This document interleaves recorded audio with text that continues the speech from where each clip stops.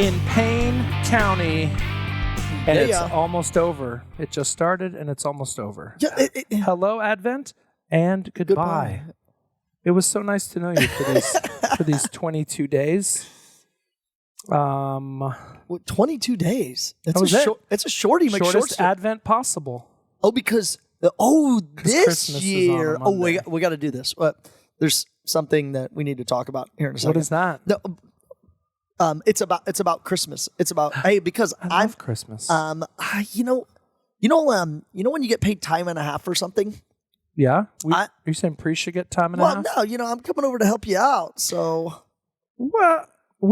so everyone should know we made an agreement. This is actually really cool. We do have a good agreement. I'm not wanting really. I don't want time and a half. No, but I think this is. So we talk a lot about in our parish. We talk a lot about stewardship and just generosity, right? So very early on, we have a priest here in Stillwater. He's a retired priest.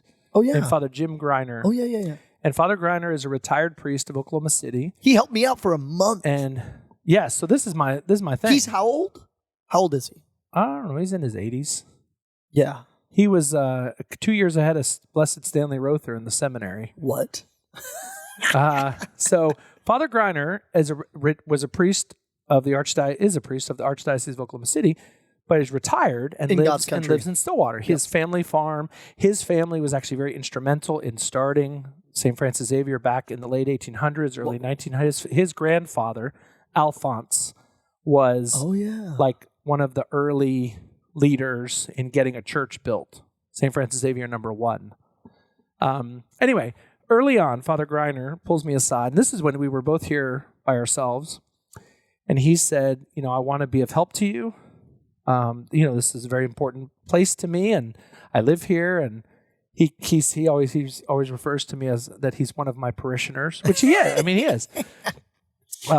And he said, I'll help you anytime I can. I try to help a lot in the Archdiocese. Like 30 weekends a year. And so he's out and about. Anyway, and he said, and please never send me money for it. So it's common among priests. Right. Like if I were to go and cover at some parish, anywhere, they would normally give the priest like a little stipend. And it's usually $20 or $25 or $50 if it's a Sunday or, there's different. Yeah, stole fees. And then they might give you like some money for because you traveled and you had to spend money on gas, whatever. Well, in all of the years that I've been here, which is 6, Father Kerry and I came up with kind of a similar agreement, and that is we're going to help each other, just jump in at different places, and let's not account for it. Let's not, look, now you covered 3 masses and I covered 2, and so you owe me $12,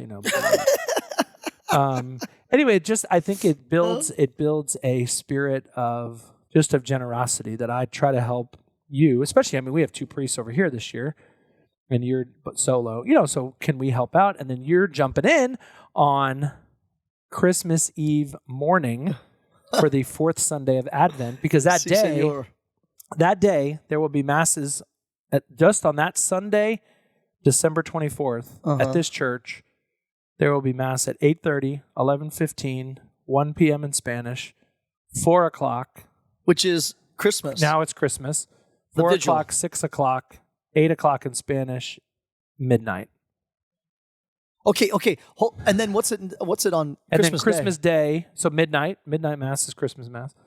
And then 9 a.m. Okay, so as a priest, I just have a question. So can I celebrate Saturday morning Mass? No. Let's see. No, I have your Sunday Mass. You're going to celebrate the 2 English Masses on Sunday morning. On Sunday morning Sunday for Christmas. And then I can go but I can't celebrate a 3rd Mass being Christmas Eve, or is that just another day? You can. Okay, that's so Christmas. for the good people of God, you're out there in holiness land, and you're just like, I'm just becoming as holy as I can this Advent season. When you remember on the 4th Sunday of Advent, you're going to go to Mass on either Saturday night of the vigil of the 4th Sunday of Advent, Sunday Mass. Sunday morning, Yep. And then you're going to turn around and go to Mass Sunday night for the vigil. Yep.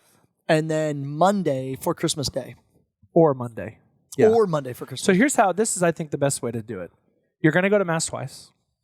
Pretend Christmas doesn't exist.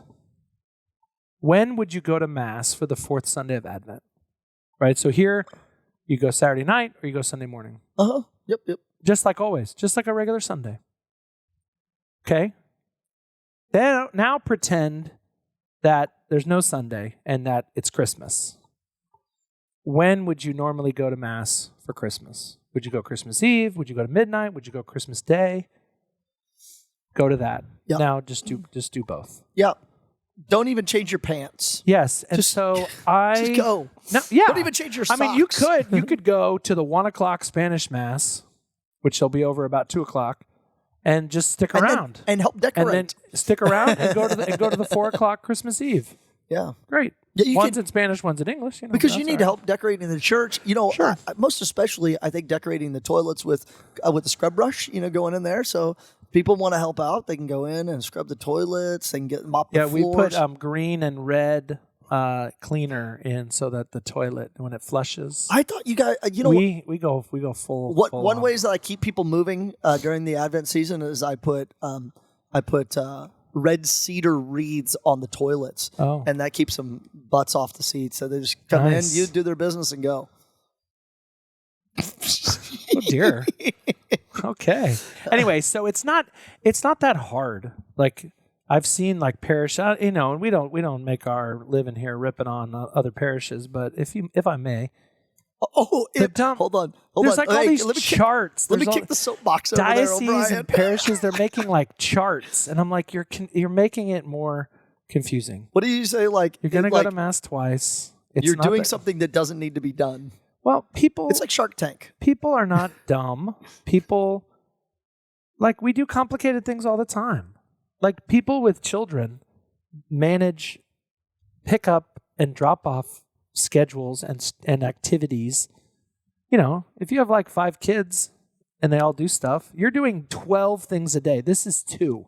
Yes. Anyway. Yeah. It's like Shark Tank when he's like, great. What was the guy? He's like, did you just make a Shark Tank reference? I did. He's one of the episodes. He was like, he's like, you invented something that doesn't need to be invented. Yes, that's right. Yeah. This is an invention that does not solve a problem. Yeah. Wow. Yeah. Anyway. Okay. Well, so there's that. So go to Mass. So you're going to go to Mass for the fourth Sunday of Advent, and you're going to go to Mass for Christmas. And I would see it, especially if you have children, if you have, someone in your home who's like, oh, we have to go. This is good, right? Going to Mass is good. This is not so let's avoid the language of sort of have to. And, you do have to, right? It's an obligation. Yeah. But it's not, anyway. Mass is good. Okay. Is good. Can I have your soapbox? Okay, I'm done. Okay, down with the charts. The O'Brien TED Talk. This is my O'Brien. Thank you for coming. Yep. To my TED Talk. Okay, so last week we talked about the Blessed Virgin Mary and Our Lady of Guadalupe. We got a lot of feedback. Yeah, and we had some. I even had some feedback about, and 3 students who don't know each other all said, "I think Mary received the Eucharist," and I asked one of them why, and she said, her name is Lauren W. Wait, that's too obvious. L. Weber. So she actually texted me. Lauren texted me, and I still have not texted her back as of this recording. Well, now she's hearing it, and so it went like this. Does that mean I don't have to text her back? And I said, yeah, you don't have to text her back. This is what Lauren said. This is her text. Wouldn't have Mary had, all caps, now Lauren is yelling at me, had to receive the Eucharist if they were in Acts chapter 2, 42. Oh, if they were Acts 2:42ing it up by celebrating the Mass. Obviously, she was going to that, right?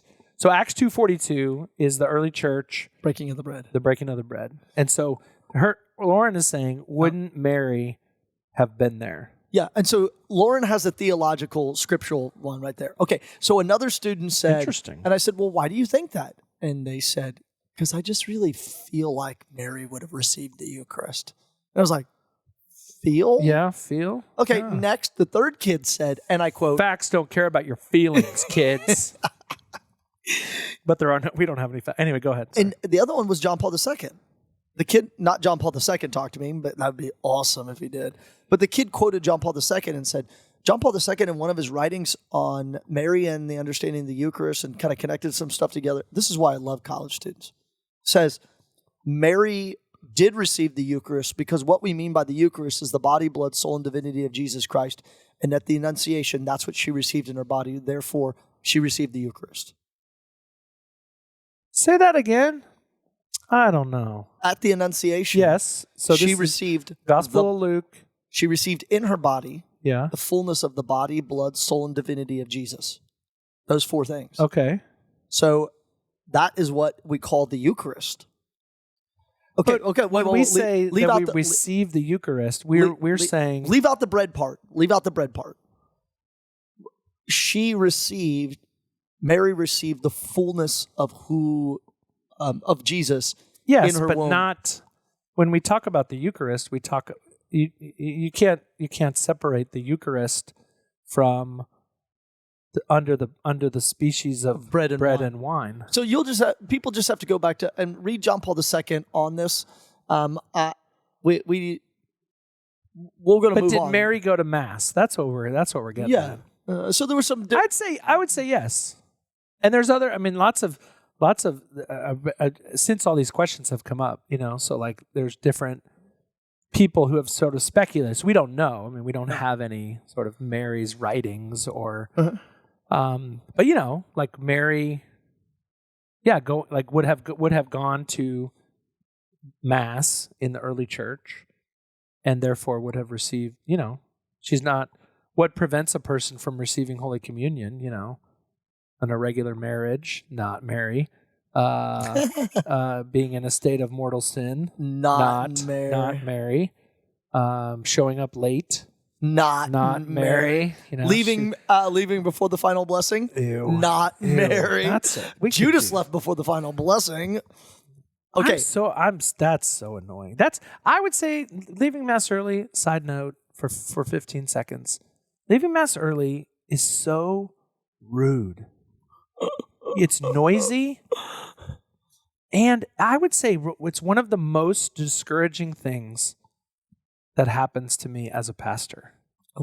Is when I hear, and I don't even know who it is. But I know because I'm standing at the altar or I'm receiving Holy Communion or I'm distributing Holy Communion and I hear the doors. I hear people going out the doors. And so I'm distributing Holy Communion and I hear those doors. And it's very discouraging. Okay. So just know that if you're looking for motivation to stick around. Yeah. Okay. So let's. Okay. Whoa. We can't go down this road because we got something else to do. Did Mary receive the Eucharist? We're going to go with yes. Okay. Great. We're going to go with yes. It does not change my faith. You're saying John Paul II wrote about this? So a student told me about that, but I've not referenced it. Have you ever seen those tabernacles that are like within a statue of Mary? Okay. Have you ever seen one of those? So we may not get to what we're going to No, we can get to it. I'm just because asking. it's like I think that's those are so cool. What we're going to talk about is like 45 minutes condensed into 23 minutes. Oh. And I think we're at we got like 15 minutes we left. We still have some but I mean, so we have a podcast every week. So here I'll give you one. During COVID, I had a bunch of students and they would like watch Eucharistic adoration on their computers. And they would, it's like, okay, well, we would turn Eucharistic adoration on and then turn the camera on and kids could literally like watch Eucharistic adoration from St. John, watch Mass from St. John during COVID. So this girl, Emily Heitschmidt, who now lives in Kansas City, she's from Nazareth, Texas. Anyway, so during COVID, she would watch Eucharistic adoration on her computer. So last summer, which was 2023, we were in Poland. And we're cruising to all these beautiful churches and monasteries and shrines. And she walks out, she's like, Father, I got to show you something. I'm like, What? Father, did you know that I've been here before? So she walks me into this chapel, and there is the tabernacle that was on her computer all the time, where she would, air quote, pray her holy hour. And it was in this town of Niepokolonów in Poland. Ooh. Marytown, which is so it's a tabernacle. It's a big monstrance. Remember, the word monstrance means to mostrar, to show it off, not el custodio, the caretaker, as they say in Spanish. So the Mary's womb was this big luna, and it was wild. My sister used to, and because most people didn't know where it was, all they saw was the link, wow, and they would go to the such link. A small. But the chapel was like, as you go into the church of Niepokolonów, you go up the stairs. It's kind of this gray. It's beautiful on the inside, kind of ugly on the outside. And then right off to the left, where the high altar is this little chapel, and in that is a tabernacle with a large host.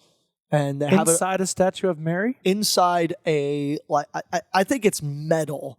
It's a metal statue of Ooh. Mary. But you can just Google Niepokolonów, Marytown, Poland, monstrance, Mary's womb. Everyone should know that while Father Kerry talks about Googling things, he's making the hand motions as if he's like running or something. No, I'm using my thumbs to. But there's also a. Well, yeah. I'm like, I like it. I like it because the two times I use my phone I use it as my computer, and I'm usually walking. That's a good point. Like I was walking the other day around St. John, and I was on the phone talking to somebody, and I was texting somebody at the same time, and I'm moving my elbows. You fell into the Theta Pond. No, around St. John. Oh, okay. And I'm walking around St. John, and this is. I love the corner of Miller and Knobloch. And I look over, and our big, huge power pole that has a transformer on the top of it and cables that like crisscross the area. The 3 metal conduits that are about, I don't know, they're 3 inches in diameter and a 1/4 inch thick steel were dented in and someone bent ran into sideways. And there were car parts all in front of the pole. Oh, people. Oh, my gosh. I was wrong? Like, you gotta be kidding me. That's no good. I was like what? We were just that day discussing reducing like our deductible is $1,000. We were thinking we should make our deductible $50,000, and then we can save probably about $15,000 a year on insurance. Yeah. And then I looked at that pole and I said, but then you're hoping nothing happens. Well, because someone could have hit that pole, and that pole would go bang right on the over your lights on the grass too? Yeah. On the north side of the building? Yeah, that's why the whole north side of the building lights are just dead now. Because so when we built the site of St. John, we raised it up about 6 feet. Oh. And so the alley is 6 feet below the new building. And someone was driving down that alley and just kept going and went up the embankment, crushed some lights, and then went off to the side. And then drove away? So that's why we... Wow. And then before we put our flower pot barricades in, someone drove up for graduation right up in front of the church. I like your flower pots out there. Those are cool. I don't know where you got those, but those are... I got those in a deterrent. Because didn't someone want to drive like a limo up there or something? Two Cadillac Escalade limousines. I came out one day and they were parked on there. It's like on our sandstone walkway that just has... Excuse me. Like, not built for you. The name of the limousine company I remember, but I will not publicly berate them. Yeah. Yeah, they were... It was a funny moment. Oh, okay. So I don't think did Mary receive the Eucharist? We're going to go with yes. Yeah. Okay. Well, what else do we want to talk about? You know what? She went to the island of... She didn't go to the island of Patmos, but she was with John. Yeah, John was a priest. John was a priest, so he would have celebrated Mass every day as a faithful priest. So, yeah. Wow. Okay. But okay. Now, I got another one. Would Mary, when she received the Eucharist, she would be eating her own DNA? Yeah. Because the flesh of Jesus is the from body, Mary's blood, soul. in divinity. The body, the blood. It's the blood. Yeah. Okay. It's his body and blood. If Jesus did 23andMe, like he like swept his inside of his cheek and put it in the tube. We've done that. Who? Not 23andMe, but they on the shroud of Turin. What? Like they know Jesus' blood type.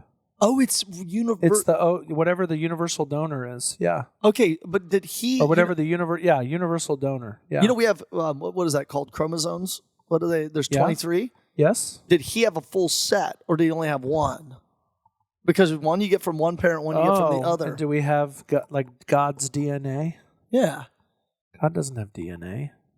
God's pure spirit. But yeah. So he would have had Mary's DNA. I think we need to ask Father Healy this question because he's our resident expert on the Shroud of Turin. Oh. He'll actually be giving. We were just talking about this. So he did a presentation last spring on the Shroud. He has like a replica. Did he steal it from Turin? Did he steal it? No, I think he bought I guess it. I didn't mean steal. But it's like 12 feet long. It's massive. I think he has it in his room. What else is in there? All his instruments. His 9 instruments? And a bunch of other stuff. This was like two weeks ago. I come out and I'm like, there's like this sort of buzzing noise in the kitchen. Like, and I'm like, what is that? And I go out there. It's just Father Healy. He's making jerky. Don't worry about it. His beef jerky machine. It's the dehydrator. And I was like, where did this come from? And he's like, keep it in my room. Well, what else you got in there, man? Wow. Anyway, so he's our resident expert on the Shroud of Turin. So he's actually going to do another presentation right after Easter this year. Okay. On the resurrection and the Shroud. I may get him on the list. He should come do it at St. John's. It'd be a big hit. It'd be a big hit. So anyway, we were like planning Lent. We got our stations. I'm going to do a little presentation on our Stations of the Cross. A couple days for people, and then he's going to do that after Easter. Wow! As a little celebration of the resurrection. That's exciting. Very cool. You should come. When he brings his whole thing, it's a thing. He actually just did it for one of the local Rotary clubs, which is like Rotary is like a secular. I mean, they do amazing work. They're awesome people, but he did like a little 20-minute thing on the Shroud. Yeah. Okay. Now, I just had this thought. So this is Extra Thought Thursday. Antique Roadshow, and then that I love. Okay, there's Antique Roadshow, but then there's that pawn shop in Vegas. I forget the name of it. That like those guys know a lot about a lot of stuff. Yes, is like that's Father too scripted for me. Is like Father Healy, the Antique Roadshow pawn shop guy of the Shroud of Turin. I mean, does he this Shroud of Turin was he would be able, he's got, all that research. He's got a huge PowerPoint presentation. It's so good. It blew people up last year. It was awesome. People were exploding. He's taken it on the road a little bit to some other parishes. Why'd the Rotary invite him? Somebody at the parish. They have a speaker every week. I don't know. 1 week it's probably about like the equestrian team, and then the next week is about the Shroud of Turin. Oh, I don't know. Cool. I gave a talk there a couple of years ago about Saint Valentine. David Fairbanks. Oh, maybe David. Yeah. Yeah, Fairbanks is the guilty one. Larry Hobrock's up in that. Oh, I didn't know that. All up in that piece. The road. I'm sure that's how they talk. I don't think Larry Hobrock ever used the phrase, I'm going to get up in that.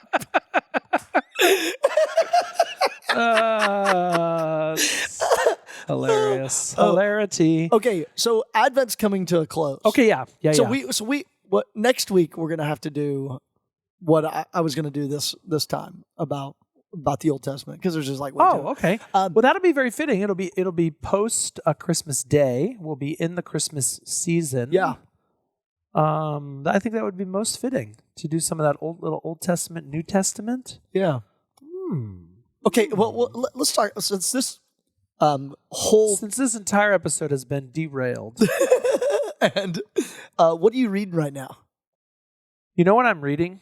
Let me tell you about what I'm reading. First of all, what I'm listening to, listening to a really fascinating book in the car, which is mostly when I listen to things. And the book is called... It's not the one in baseball. No, I've kind of run through the baseball books that I really want to listen to. Okay. So somebody else needs to write more baseball books. Joe Posnanski needs to write more books because I will listen to all of them.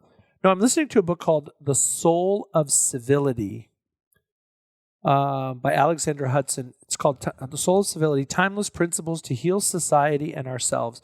She makes this wonderful... Where'd you find this book, by the way? I think I read a review of it in First Things. Okay. I think. Saw it somewhere, maybe on Twitter. Somebody recommended it. She just basically kind of walks through how uncivil we have become. And we see that certainly in our politics, but also just in how basically kind of the decline of manners. Oh. She even this is all very tangential, but she like people used to dress up on airplanes. Okay. Like people used to dress up to go out to eat. People used to kind of get, become very sort of presentable when they go to like the grocery store or something. And we've lost all that. We've become super informal, and the informality has led to incivility. Bought it just now. And, so like we don't know how to eat anymore. We don't know how to talk to each other anymore. And the decline of those kinds of, what people sort of see now as like, if you do this too, partially because you're from Oklahoma, I'm from Texas, you were in the military. I just always learned in school, like when I go out with people and I'm talking to, especially somebody older than me, like I refer to them as ma'am or sir. That like people, there's people now when I say that, oh yes ma'am, or yeah, oh yes sir, and they're like, sir, I'm not a sir, That's my dad. And I'm like, I'm not disrespecting you, I'm respecting you. Mm-hmm. Yes sir, no sir, please and thank you. And anyway, she just says that there's been this kind of big decline of that. She doesn't say this, but this is sort of my own thing of like thank you notes. Yes. And I'm as technological as anybody, but like you sit down and you write a good handwritten thank you note, and like it means a lot to people that you took the time, that you spent money on a stamp, and Yeah. Anyway, all of that to say, then she kind of, as we go along, she's moving that up the ladder towards what's happening like in our politics. Yeah. And even like between countries, diplomatic relations between countries. Then the other great thing I'm reading is Dorothy Day, The Reckless Way of Love. It's called The Reckless Way of Love, Notes on Following Jesus. I love Dorothy Day. I love her. Father Gail Hammerschmidt wrote his thesis on her. He did? I Yeah. want to read it. I love her. This is where she has the line. So she has this whole chapter called Love the Lord Your God. Anyway, she just talks about how hard it is to love God through other people. So she says this. She says, I am convinced that prayer and austerity, prayer and self-sacrifice, prayer and fasting, prayer and vigils, prayer and marches are the indispensable means, and love. All these means are useless unless animated by love. Love your enemies. That is the hardest saying of all. Please, Father in heaven, who made me, take away my heart of stone and give me a heart of flesh to love my enemy. It is a terrible thought. We love God as much as the one we love the least.